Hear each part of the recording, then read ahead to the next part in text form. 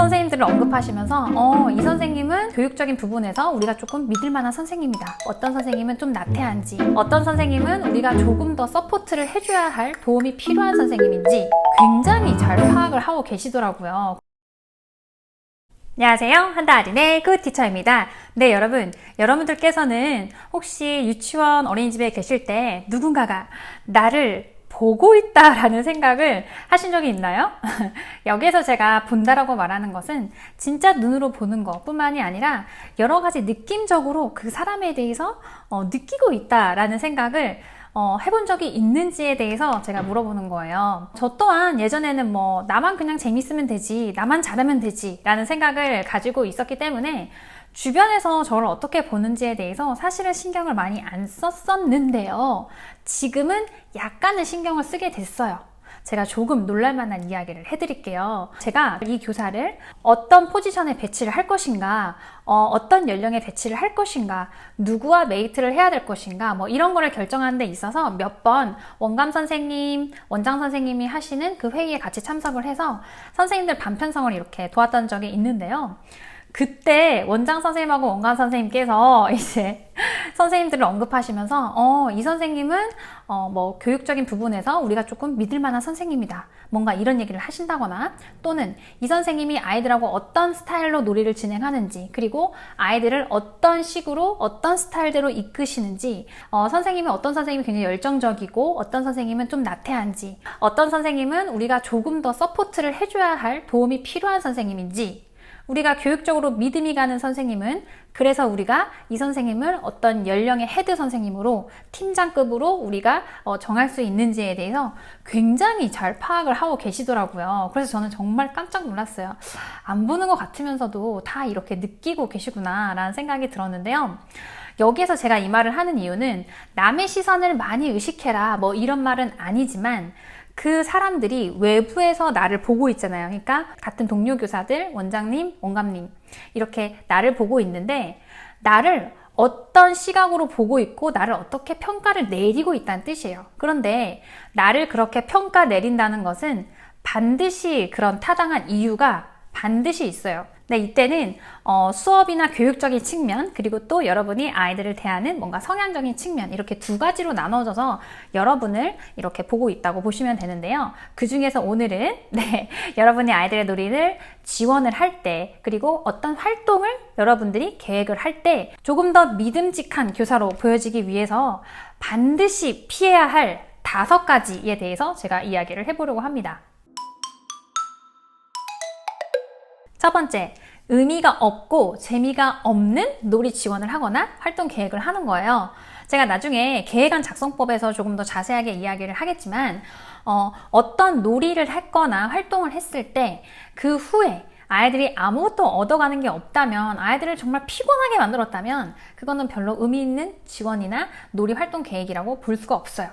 네, 예를 들어서 얘기를 해볼게요. 우리가 만약에 쇠라의 명화를 감상을 했어요, 아이들하고. 그래서 선생님께서는 이렇게 생각하셨어요. 우리 아이들에게 다양한 새로운 표현 기법을 경험해보게 하고 싶어. 그래서 나는 아이들한테 즐거웠던 여름날의 추억을 그리도록 한 다음에 그거를 전묘법으로 표현을 해보도록 해야 되겠다. 선생님의 다양한 기법을 경험하게 하고자 하는 의도는 좋았어요. 하지만 여기서 문제는 그 대상이 유아라는 거예요. 아이들의 경우에 뭔가 사실은 어떤 단순 노동을 되게 좋아하거든요. 그런데 그게 굉장히 짧아요. 집중 시간이 짧은 것처럼 그런 노동의 경험 시간도 짧을수록 좋아해요. 근데 그게 어떤 시간이 길어지면 길어질수록 아이들한테는 하기 싫은 일을 해야 된다고 이거는 일이야 라고 생각하는 경향이 있어요. 그렇기 때문에 아이들한테 이런 표현 기법을 경험하게 할 때도 만약에 내가 경험해 보게 하고 싶다면 어떻게 하면 좋을까요? 그 방대한 것을 다 전묘법으로 하라고 하면 너무 힘들기 때문에 어떤 일부를 전묘법으로 표현을 하게 한다든지 또는 협동작품으로 하도록 한다든지 또는 다른 표현 기법하고 섞어서 표현을 하도록 해서 뭔가 그거를 경험해보는 정도로 마무리를 하는 게 저는 좋을 거라는 생각이 들어요. 여기서 두 번째, 또 다른 예시를 제가 들게요. 예를 들어서 우리 아이들이 자동차에 관심을 많이 가졌어요. 그래서 선생님께서 우리 반 아이들이 자동차에 대해서 관심을 많이 가진다. 그래서 내가 자동차의 다양한 종류의 이름을 알게 하고 싶어 라고 생각하실 수 있어요. 연령이 어린 경우에 특히 선생님들께서는 뭔가 그 자동차 여러 종류, 뭐 버스, 트럭 이런 거 나온 거, 뭐 일러스트나 그림을 뽑아서 아래 글씨를 따라 적도록 하는 경우가 있어요. 그런데 아이들한테 그게 과연 큰 의미로 다가올까요? 정말 그 빈칸에 뭔가 자동차라고 이렇게 비어있는 글씨를 막 색칠하게 한다거나 또는 따라 쓰라고 하는데 저는 그게 약간 너무 재미가 없지 않나 하는 생각이 들어요. 그렇다면 글씨를 쓰게 하고 싶은데 어떻게 해야 돼요? 라고 한다면 다른 것들을 같이 조인을 해서 조금 흥미를 찾도록 하고 한 번 더 생각하도록 해야 돼요. 만약에 선생님께서 꼭 그 글씨를 쓰게 하고 싶다. 5살, 6살인데 그렇다면 저라면 이렇게 할 것 같아요. 여러 가지 글자 조각을 만들어서 아이들한테 게시물을 보면서 그걸 매치하도록 만들어요. 자 해서 풀로 붙이고 동 붙이고 그리고 그 위에 아이들이 한번 따라쓰게 할 것 같아요. 회색 글자의 글자 조각을 붙이고 그 위에 따라쓰게 한다든지 또는 이렇게 하고 나서 뭔가 옆에 있는 일러스트 그림이나 또는 사진에서 뭔가를 찾도록 한다든지 뭔가 어떤 부분의 특징적인 것을 이야기해 보도록 한다든지 저라면 아마 이렇게 진행을 할 거고 그리고 7세인 경우에는 솔직히 너무너무 깊이가 다양하죠. 뭐 책 만들기를 할 수도 있고 가로 세로 뭐 글자 풀기를 할 수도 있고 글자 찾기를 할 수도 있고 그리고 또 글자 조합하기 등 정말 다양한 것들이 많이 있다고 볼 수가 있습니다. 네, 두 번째는 아이들한테 뭔가 색칠 공부 같은 것을 제시하는 거예요. 여러분들은 어떤 게 아이들한테 의미 있게 다가가는 색칠하기인지 어떤 게 아이들한테 별 의미가 없는 색칠하기인지 구분하실 수가 있어야 돼요. 종종 이제 특히 뭐 초임 선생님들이 많이 이제 실수를 하는 부분은 어떤 거냐. 우리 아이들이 만약에 예를 들어서 자동차에 관심이 많다. 그렇다면 선생님들께서 자동차 일러스트를 뽑아가지고 그것을 색칠하게 해요. 그리고 아래 자동차라고 적게 하죠. 근데 저는 이런 것을 정말 싫어해요. 캐릭터 포함해서요. 만약에 아이들이 이런 것을 많이 했을 때 아이들이 얻을 수 있는 능력? 기술? 이런 거는 뭐가 있을까요? 색칠하는 기술을 얻을까요? 그럴 수도 있어요. 아이들은 그런 색칠을 많이 하다 보면 이렇게 생각할 수 있겠죠. 그래, 여기 선을 넘지 않고 색칠하는 거야. 왜냐면 선생님이 또는 엄마 아빠가 내가 선을 넘지 않고 색칠했을 때 잘했다고 칭찬해 주니까. 특히 그런 거를 하고 난 다음에 집에 가져갔을 때 엄마 나 이거 했어, 아빠 이거 했어 이렇게 했을 때 엄마 아빠가 그냥 어른이 보기에는 꼼꼼하게 색칠하고 선 안 넘고 색칠하면 잘해 보이잖아요. 예뻐 보이잖아요. 그러면 색칠 너무너무 잘했다. 어떻게 이렇게 꼼꼼하게 해? 이렇게 얘기를 하면서 칭찬들을 분명 많이 하실 거란 말이죠. 그런데 이거는 그냥 아무 생각 없이 하시는 칭찬이지만 아이한테 굉장히 이제 창의력을 뭉개는 그런 결과로 다가올 수 있는 굉장히 위험한 칭찬에 해당이 되는데 어쨌든 간 그렇게 뭔가 주어진 선 안에서 색칠하기를 많이 한 아이들은 반드시 선 안에 색칠해야 된다는 생각이 점점 바뀌게 되어 있어요. 그리고 그거를 정말 꼼꼼히 여러 가지 색깔로 색칠해야 된다는 생각을 많이 가지게 될 확률이 굉장히 높아요. 그리고 저는 여러분들께 물어보고 싶어요. 만약에 그런 색칠하기를 하고 계시다면 정말 그 자동차가 그렇게 생겼을까요? 정말 그 비행기가 그렇게 생겼을까요? 종종 아이들한테 뭔가 관심 있어 하는 주제의 그림을 색칠하라고 제시를 하는 선생님들의 그런 활동지나 그런 거를 보면은요, 굉장히 그림이 단순화되어 있어요. 근데 생각해봐요. 애들이 분명 자동차에 관심이 있어서 나는 자동차를 뽑아줬을 뿐인데요? 라고 말하겠지만, 과연 그 아이가 관심이 시작된 그 시점과 선생님이 뭔가 그림을 지원해줘서 그거를 색칠하고 난 다음 시점에서 아이가 새롭게 자동차에 대해서 안 게 있을까요? 없어요. 대부분. 왠지 아세요? 선생님들이 제안하는 그런 일러스트 그림 속에는 굉장히 그림이 단순화되어 있어요. 이 아이가 자동차에 대해서 관심을 많이 갖는다면 우리가 자동차에 대해서 당연히 탐색을 하고 더 세부적인 부분을 탐색해야 되기 때문에 단순화된 일러스트가 아니라 우리는 조금 더 심화된 것을 알게 되어야 돼요. 근데 그런 걸로는 애들이 절대 알 수 없고 아이들이 느끼기에 자동차는 그냥 이렇게 단순한 네모박스에 바퀴가 달렸구나 이런 식의 인식밖에 되지 않습니다. 굉장히 틀에 박혀있는 그런 사고를 길러줄 수 있고 그 선을 어떻게 보면 머릿속에 계속 기억하게 되는 사고를 닿게 만드는 그런 선을 아이들의 머릿속에 심어준다고 볼 수가 있겠어요. 그래서 저는 정말 이런 캐릭터 또는 이런 단순화된 일러스트 같은 걸 아이들한테 색칠하게 하는 거는 정말 하지 말라고 이야기를 드리고 싶은데요. 그렇다면 그렇다면 이 아이들한테 의미 있게 다가가는 색칠하기란 어떤 것일까요? 예를 들어서 아이들의 색칠하기에 진짜 관심이 있다. 그러면 저 같은 경우는 만다라를 제공해요. 왜냐하면 만다라 같은 걸 색칠할 때는 아이들이 몰입을 하게 돼요. 되게 섬세한 부분이죠. 그러면 몰입의 경험, 그리고 뭔가 이걸 하면서 본인이 뭔가 치유되고 스트레스가 해소되는 경험을 할 수가 있어요. 또는 아이들이 뭔가 성당 같은 그런 유리 뭔가 꾸며진 거에 대해서 관심을 많이 갖는다면 그거는 얘기가 달라요. 왜냐하면 우리가 사용하는 도구나 재료가 굉장히 달라지게 되어 있거든요. 그래서 다른 표현 기법, 다른 재료를 사용하는 거는 또 굉장히 의미 있는 색칠하기로 다가갈 수가 있고, 색칠하기뿐만 아니라 이거를 과학과 연결하거나 언어와 연결을 해서 뭔가 이렇게 조인해가지고 제시되는 활동지라든지 놀이 같은 경우에는 한 단계 업그레이드된 색칠하기를 제공하는 거라서 또 그런 부분에 있어서는 선생님들이 의미 있게 색칠하기를 다가가실 수 있을 거라고 생각합니다. 네, 세 번째는 거의 다 완성된 것을 아이들한테 제공하는 겁니다. 예를 들어서 어떤 반제품을 사용하는 거나 또는 어떤 반제 활동지 같은 거 있죠. 거의 다 완성된 활동지 같은 것을 아이들한테 제공하는 것인데요. 요즘에는 굉장히 반제품 사이트가 굉장히 잘 나와 있고 원에서도 정말 많이 활용하는 것으로 알고 있어요. 저희 원도 마찬가지로 원격 자료를 배부를 할 때 또는 어떤 행사가 있을 때 아이들이 흥미로운 주제가 있을 때 한 번씩 반제품을 사용하기도 하는데요. 제가 반제품을 살 때 정말 중요하게 고르는 1순위가 뭐냐면 아이들이 할 만한 요소가 많은가를 저는 봐요. 그에 따라서 아이들의 작품이 정말 그냥 확장되게 많이 다양하게 표현될 수 있는가 이런 것을 많이 보거든요. 또 제가 반제품을 고르는 기준은 사실은 다양하지만 그게 정말 1순위라고 볼 수가 있어요. 원에 따라서 다를 거예요. 원에서 또는 원장 선생님께서 뭔가 아이들이 갖고 가는 결과물이 너무 그럴싸해 보이는 걸 좋아하시는 분들이 또 계세요. 그랬을 때 선생님들은 아이들이 하는 게 거의 없고 정말 뭔가 톡 하나 올린 거, 네, 그런 반제품을 많이들 선택하시는데요. 그때는 아이들이 자기 생각이 들어가지 않고 손이 많이 가지 않았기 때문에 아이들이 소중하게 여기지도 않아요. 사실은 생각해보세요. 반제품은 좀 싼 것도 있지만 나름 비싼 것들도 많아요. 원해서 돈을 들여서 샀는데 아이들한테 의미 없게 다가간다면 그건 저는 정말 낭비라고 생각하고, 요즘의 부모님들 굉장히 잘 아세요. 딱 보면 이거 우리 아이가 했구나, 아 이거 너무 완성된 거네, 이거 다 아세요. 그래서 의미 있게 다가가는 반제품을 선택하셔야 될 것 같고요. 그리고 활동지도 마찬가지예요. 예를 들어서 얘기를 해볼게요. 만약에 종이접기를 했다. 비행기 종이접기를 했는데 선생님들이 아이들한테 활동지에 붙이게 하고 싶어서 활동지를 제공하는데 그 활동지가 뒤에 배경이 다 그려져 있고 다 색칠된 걸 제공하시는 선생님들도 계세요, 간혹. 비행기를 접어서 딱 붙이면 완성이 끝나는 거예요. 왜냐면 뒤에 구름도 그려져 있고 햇님도 그려져 있고 다 그려져 있어요. 색칠까지. 선생님들은 이렇게 생각하실지 몰라요. 우리 아이들이 아직 너무 어려서 잘 못해서 이렇게 제시하는 거예요. 근데 생각해보세요. 비행기 접기가 다 똑같아요.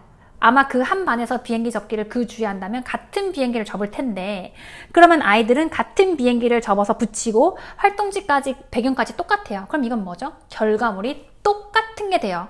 아이의 생각이 단 하나도 들어가 있지 않아요. 아이는 접는 방법을 따라해서 접었을 뿐이고 그 다음에 뒤에 배경은 생각할 필요가 없어요. 이미 되어 있으니까. 이런 거를 제공하는 건 정말 최악이라고 볼 수가 있어요. 우리 아이들 연령이 어리다? 소근육 발달이 덜 돼서요 배경을 꾸밀 수가 없어요? 핑계에 불과해요. 표현 기법은 굉장히 다양합니다, 선생님들. 스펀지 같은 거 손에 이렇게 확 잡아가지고 물감 찍어서 톡톡톡만 해도 구름이 표현될 수 있고요. 굉장히 다양한 표현 기법을 쓸 수 있어요.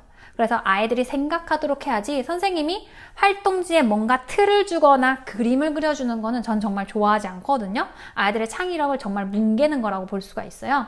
그래서 그런 거는 지양하시는 게 좋겠습니다. 제가 지금까지 계속 이야기해 오고 있지만 선생님들은, 그리고 저는 유아교육 전문가예요. 그렇기 때문에 그에 걸맞는 활동이나 또 놀이 지원을 해야 한다고 생각합니다. 네 번째, 허접한 결과물을 내놓는 거예요. 네.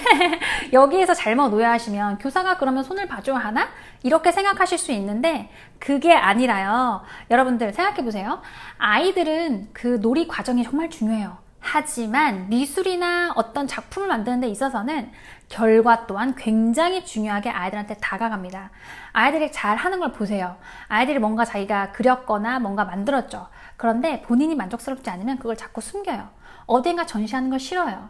하지만 본인이 잘했다고 생각되는 것은 전시되면 굉장히 만족스러워하고 자꾸만 자기 걸 찾아봐요. 그리고 다른 친구와 내가 한 것을 비교하면서 저 친구는 저렇게 했네? 나는 이렇게 했는데 이런 생각을 아이들이 해요. 이건 뭘까요? 아이들이 뭔가 전시된 거, 뭔가 작품들을 보는 눈을 키울 수 있다는 거고 그만큼 결과물에 대해서 아이들이 어떤 감정을 잘 느끼고 있다라는 거예요. 그렇기 때문에 아이들한테 결과물은 사실은 정말 중요하다고 볼 수가 있는데요. 어쨌든 간 연령에 따라서 아이들한테 제공되는 재료나 도구의 개수 자체가 다르고 또 아이들의 표현을 허용하는 정도 또한 연령에 따라 굉장히 다릅니다.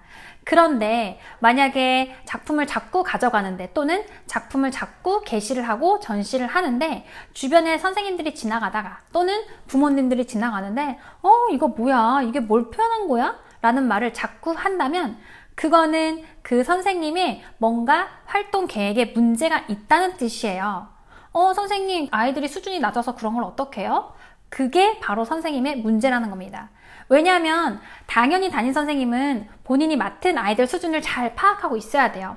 그래서 내가 무엇인가 하려고 했을 때, 지원을 하려고 할 때, 이게 우리 반 아이들 수준에 맞는가를 일단 첫 번째로 생각하셔야 되고, 두 번째는 내가 우리 아이들하고 이거를 하려고 하는데 우리 반 아이들은 이런 부분에서는 조금 감각이 떨어진다거나 수준이 조금 낮다고 생각하면 본인이 설명을 어떻게 해야 되는지 고민을 해보셔야 되고 또 아이들한테 어떤 부분에서 구체적으로 몇 개를 하라고 얘기를 해준다거나 굉장히 디테일하게 들어가야 돼요. 그렇기 때문에 경력 선생님과 정말 초임 선생님은 똑같은 놀이 계획을 했음에도 불구하고 결과물이 정말 다르게 나올 수가 있는 거라고 볼 수가 있습니다. 어떤 선생님이 고민을 더 하고 아이들한테 더 다가갔느냐에 따라서 결과물이 굉장히 다르게 다가오는데요.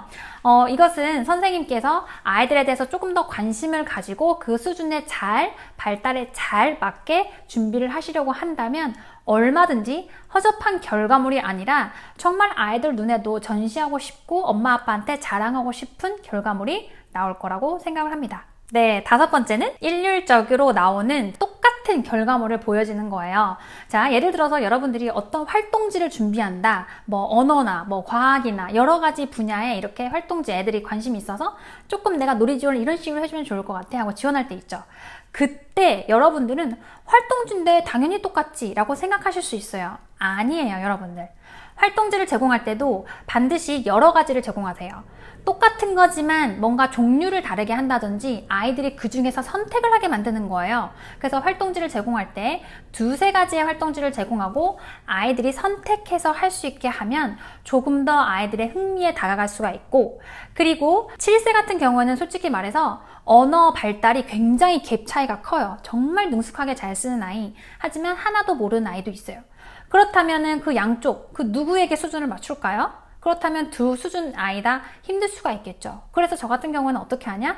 조금 글씨 쓰는 거를 어려워하는 아이에 맞는 활동을 준비하고 능숙하게 잘 쓸 수 있는 아이에 맞는 활동을 준비해요. 그리고 아이들한테 소개를 하는 거죠. 얘들아, 이렇게 두 가지가 있는데 1단계가 조금 더 쉬운 거야. 그리고 나서 할 수 있는 친구는 2단계까지 해보면 좋을 것 같아 라고 했을 때 아이들이 조금 더 승부욕에 불타게 되거든요. 그러면 1단계를 하고 2단계도 해볼래요 라고 할 수가 있어요. 이거는 뭐 수조작, 뭐 다른 놀이를 제공할 때도 마찬가지예요.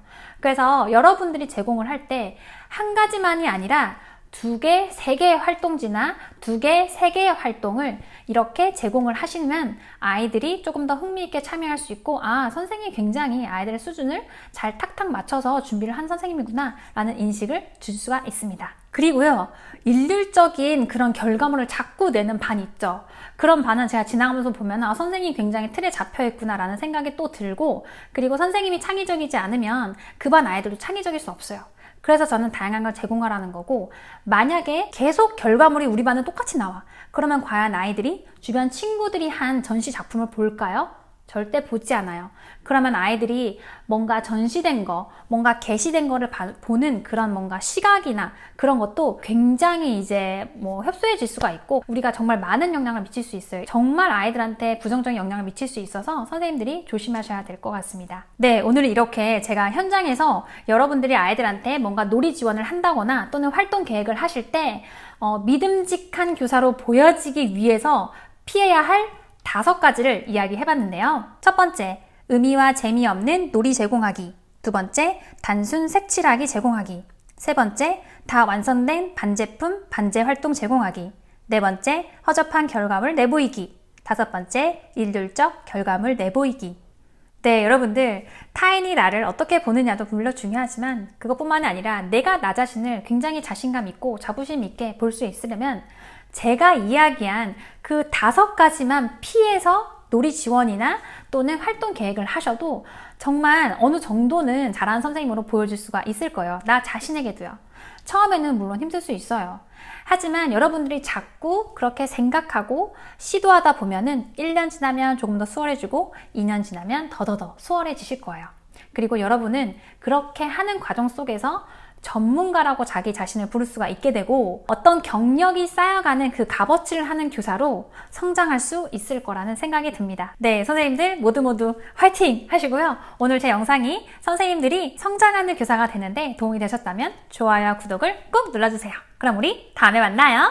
안녕!